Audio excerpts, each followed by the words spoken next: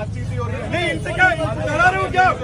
अरे मैं यही कर रहा हूं, मार दो मेरा। ये राजस्थान विश्वविद्यालय के छात्र संघ अध्यक्ष निर्मल चौधरी की पुलिस से झड़प का वीडियो है। वीडियो भी आपको पूरा बताएंगे, लेकिन कहा जा रहा है कि जो झड़प हुई है उसको लेकर अब निर्मल चौधरी की मुश्किलें बढ़ सकती हैं, क्योंकि पुलिस के आला अधिकारियों की माने तो निर्मल चौधरी के ऊपर किन धाराओं में मुकदमा होगा वो देखा जा रहा है। उसके बाद निर्मल चौधरी की मुश्किलें बढ़ सकती हैं, क्योंकि जिस तरीके से पुलिस से निर्मल चौधरी की झड़प हुई है उसको लेकर पुलिस के आला अधिकारियों में इस मामले को लेकर गुस्सा है कि इस तरीके से कोई पुलिस के आला अधिकारियों से कैसे भिड़ सकता है, और इसी को लेकर अब निर्मल चौधरी के खिलाफ एफआईआर दर्ज करने की तैयारी जो है वो पुलिस कर रही है। लेकिन दूसरी तरफ डॉक्टर राकेश बिश्नोई की मौत का मामला, जिन्होंने 13 जून को कहा जा रहा है कि एचओडी ने जब उन्हें प्रताड़ित किया तो इसी मामले को लेकर वो सल्फास की गोलियां खाते हैं। उन्हें जोधपुर से जयपुर लाया जाता है और उसके बाद भी डॉक्टर उन्हें बचा नहीं सकते। अब इसी मामले को लेकर उन्हें न्याय दिलाने के लिए जो एनएसयूआई के कार्यकर्ता हैं और जो उनके परिजन हैं डॉक्टर राकेश बिश्नोई के, वो लगातार एसएमएस अस्पताल के बाहर 5 दिनों से धरना दे रहे हैं। और इसी धरने के बीच पहले निर्मल चौधरी की एंट्री होती है, उसके बाद उनकी पुलिस से भिड़ंत होती है। पुलिस से झड़प होने के बाद हनुमान बेनीवाल की इस मामले में एंट्री होती है। विधायक का अभिमन्यु पुनिया वहां पर पहुंचते हैं, कांग्रेस के कई नेता पहुंचते हैं। लगातार डॉक्टर राकेश बिश्नोई को जो है वो कहीं ना कहीं न्याय दिलाने के लिए ये एसएमएस अस्पताल के बाहर लगातार धरना चल रहा है। और इस धरने के बीच बारिश भी आई, और बारिश के बाद भी निर्मल चौधरी और जो नेता और जो उनके परिजन है लगातार राकेश बिश्नोई को न्याय दिलाने के लिए धरना स्तर पर टिके रहे। उनकी मांग एक ही है कि किसान का बेटा है राकेश बिश्नोई, और इस तरीके से अस्पतालों में आमतौर पर देखा जाता है कि बड़े अधिकारी छोटे जो कर्मचारी हैं उनको दबाने का प्रयास करते हैं। ऐसे रेजिडेंट जो डॉक्टर हैं उनका कहना है जोधपुर के अंदर भी आज ज्ञापन सौंपा गया है राकेश बिश्नोई की मौत के मामले में, जो है कहीं ना कहीं उन्हें न्याय मिले इसको लेकर। और जयपुर के अंदर भी ये धरना जारी है। लेकिन कहा ऐसा जा रहा है कि इस तरीके से रेजिडेंट जो डॉक्टर हैं उनके आरोप हैं कि अस्पतालों की हालत है, और सवालिया निशान अस्पतालों पर लगता है जिस तरीके से डॉक्टर राकेश बिश्नोई की ये मामला जो मौत का हुआ है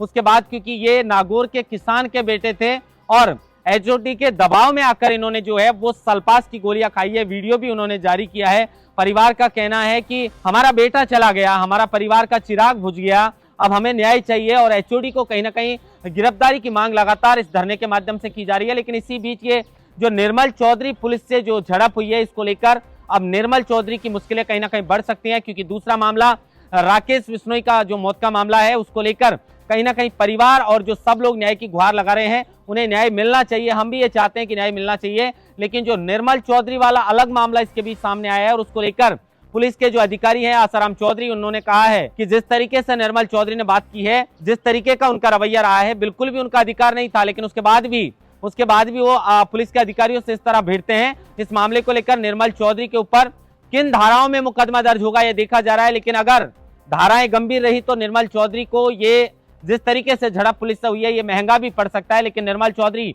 बेबाक अंदाज में रहते हैं, चाहे छात्र संघ चुनाव से लेकर आज तक का उनका सफर रहा हो, वे बेबाक अंदाज में बोलते हैं और इस तरीके से झड़प के उनके कई वीडियो सामने आते रहते हैं। लेकिन अब 2 मामले ये हो चुके हैं, निर्मल चौधरी के ऊपर एफआईआर की कही जा रही है कि एफआईआर दर्ज होगी, उनकी मुश्किलें बढ़ सकती हैं। तो दूसरी तरफ न्याय की गुहार लगा रहे हैं परिजन और लगातार जो कांग्रेस के नेता, और चाहे हनुमान बेनीवाल की कह दे, क्योंकि जब मैंने कहा ना कि हनुमान बेनीवाल की भी कल एंट्री हुई थी इस मामले को लेकर, और हनुमान बेनीवाल भी लगातार डॉक्टर जो राकेश बिश्नोई हैं उनको न्याय दिलाने की गुहार कहीं ना कहीं राजस्थान की सरकार से लगा रहे हैं।